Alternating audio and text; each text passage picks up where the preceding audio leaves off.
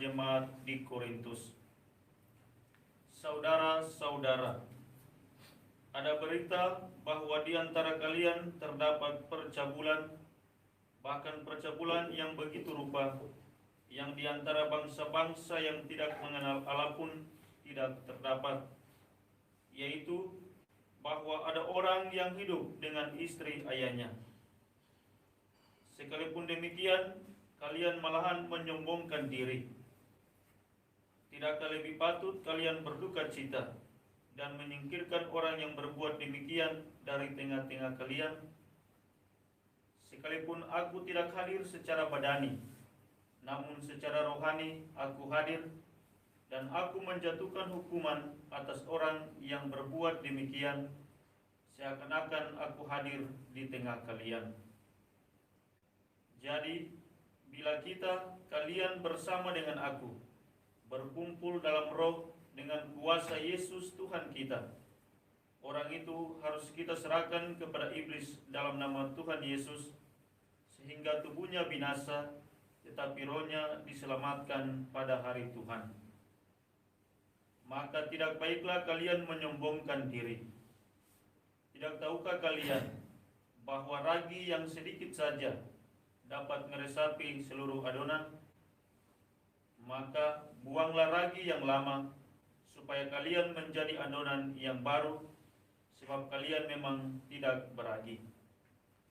Sebab Kristus, anak domba Paskah kita, sudah disembelih.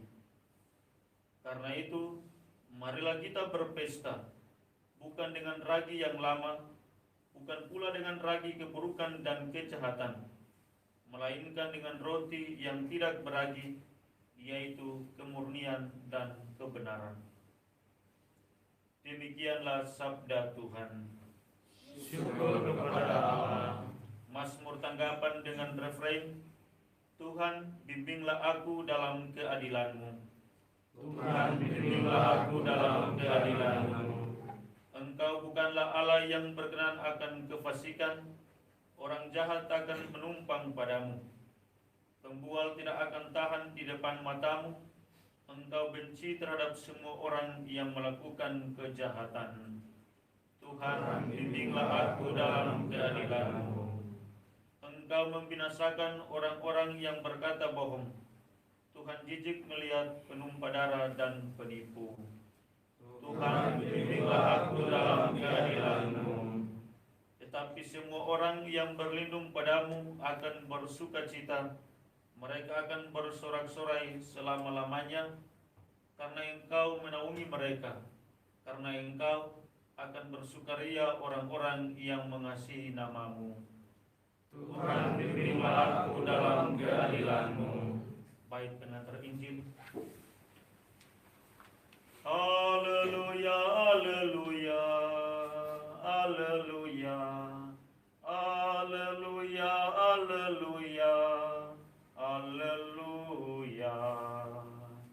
Haleluya, haleluya, haleluya, haleluya, haleluya, haleluya.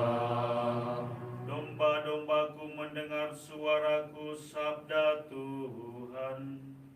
Aku mengenal mereka, dan mereka mengenal aku. Haleluya, haleluya, haleluya, haleluya, haleluya, haleluya. Tuhan sertamu Dan sertamu juga. Inilah Injil suci Yesus Kristus menurut Santo Lukas. Dimuliakanlah Tuhan. Pada suatu hari Sabat, Yesus masuk ke rumah ibadat lalu mengajar. Di situ ada seorang yang mati tangan kanannya. Ahli-ahli Taurat dan orang-orang Farisi mengamat-amati Yesus. Kalau ia menyembuhkan orang pada hari Sabat, agar mereka mendapat alasan untuk menyalahkan dia. Tetapi Yesus mengetahui pikiran mereka. ia berkata kepada orang yang mati tangan kanannya, "Bangunlah dan berdirilah di tengah." Maka bangunlah orang itu dan berdiri di tengah. Lalu Yesus berkata kepada mereka, "Aku bertanya kepada kalian, manakah yang diperbolehkan pada hari Sabat? Berbuat baik atau berbuat jahat? Menyelamatkan orang atau membinasakannya?" Sesudah itu ia memandang keliling kepada mereka semua, lalu berkata kepada orang sakit itu, "Ulurkanlah tanganmu." Orang itu mengulurkan tangannya dan sembuhlah ia. Maka meluaplah marah ahli-ahli Taurat dan orang Farisi. Lalu mereka berunding apakah yang akan mereka lakukan terhadap Yesus. Demikianlah Injil Tuhan. Terpujilah Kristus.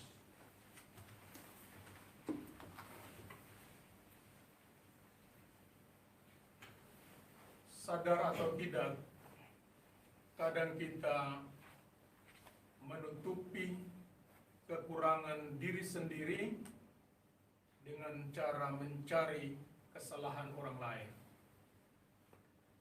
Dan lebih parah lagi ketika kita mencari dan menemukan kesalahan orang lain, lalu kita menjadi pembawa berita ulung atau berita pertama dari kesalahan dan kekurangan orang-orang itu. Dari bacaan Injil hari ini secara khusus kita mendapatkan dua tipe orang. Pertama adalah mereka yang selalu mencari-cari kesalahan orang lain yang ada dalam diri orang-orang Farisi dan ahli Taurat. Tipe kedua adalah orang yang tak pernah berhenti berbuat baik sekalipun ada tantangan dari orang-orang di sekitarnya, dan ini kita temukan dalam diri Yesus. Lewat kisah ini kita diajak untuk bermenung akan beberapa hal penting sebagai berikut. Bila orang baik dan perbuatan baiknya menjadi ancaman bagi kita, maka sadarlah bahwa ada sesuatu yang rusak dalam hati dan pikiran kita. Segeralah perbaiki sebelum terlambat. Kedua, belajarlah untuk fokus pada kebaikan orang lain, bukan pada kelemahan dan kerapuhannya. Sesaat ketika kita menemukan kekurangan, kelemahan, bahkan sekalipun dosa-dosa para sahabat, tentunya tidak menjadi alasan bagi kita untuk merendahkan dan mempermalukan mereka, melainkan menjadi undangan bagi kita untuk membantu mereka keluar dari kesulitan, kekurangan, bahkan dosa-dosa mereka. Dan ketiga, tanyakanlah diri kita masing-masing pada saat ini. Aku lebih condong memiliki tipe yang mana? Yang selalu mengkritik dan mencari kesalahan orang lain, atau yang tak pernah berhenti berbuat baik sekalipun mendapatkan tantangan, cemoohan dari orang-orang di sekitar kita. Sesaat ketika kita menyadari bahwa Tuhan selalu berbuat baik kepada kita sekalipun kita berada dalam keadaan berdosa, maka tentunya setiap dari kita tidak akan pernah berhenti untuk berbuat baik. Semoga demikian. Amin.